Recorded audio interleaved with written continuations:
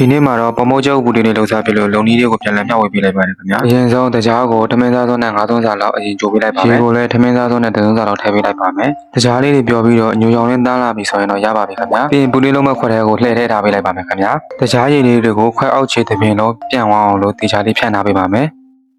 ဒီနေသားလေးဆိုရင်ရပါပြီခင်ဗျာပြီးရင်ကျိတ်ဆက်တဲ့ကိုပုံပုံလေးတွေညှက်ထည့်ထားပေးလိုက်ပါမယ်ကျွန်တော်ကတော့ပုံမုတ်ကို၄ချက်သုံးပေးထားပါတယ်ခင်ဗျာ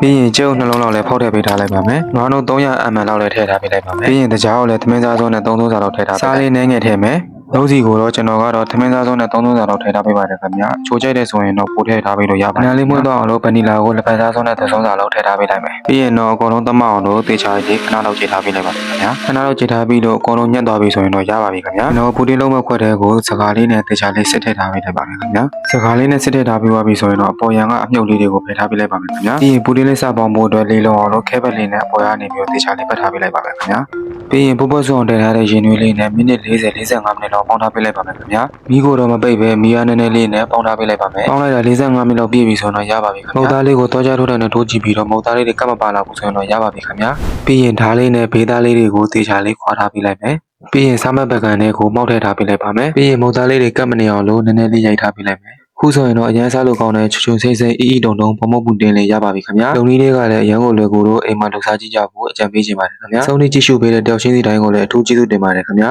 ။အားလုံးပဲနောက်ဗီဒီယိုမှာထပ်တွေ့ကြပါမယ်။